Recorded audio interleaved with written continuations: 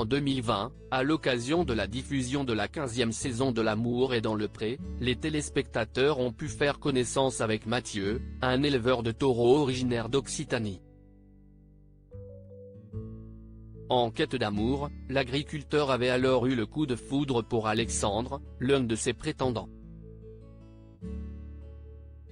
Entre eux, la fusion a été immédiate et, à l'issue de la saison, les tourtereaux ont même décidé de se marier. Malheureusement, durant l'été 2022, les choses se sont corsées et le couple a finalement décidé de mettre un terme à son histoire, malgré les nombreux projets communs, dont un bébé par JPA. Aujourd'hui, Mathieu est célibataire et, malgré le vide laissé par son ex-mari, il a décidé de poursuivre coûte que coûte son rêve d'avoir un enfant. Mais seul, le processus est encore plus compliqué, d'autant plus que l'agriculteur cumule les maladies.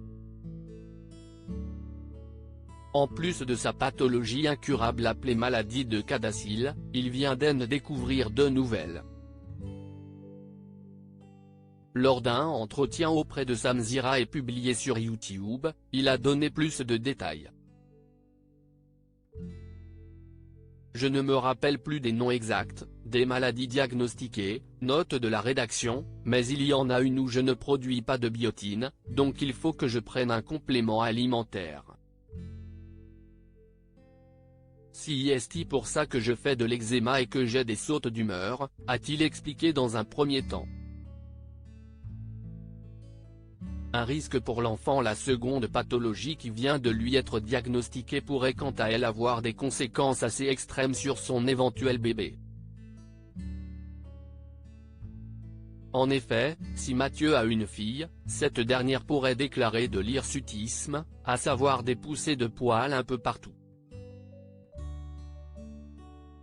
Et une autre, où je risque, si est un gène récessif, si j'ai une donneuse d'ovocytes qui a le même gène récessif, de faire une fille avec une hypervirilisation plus tard.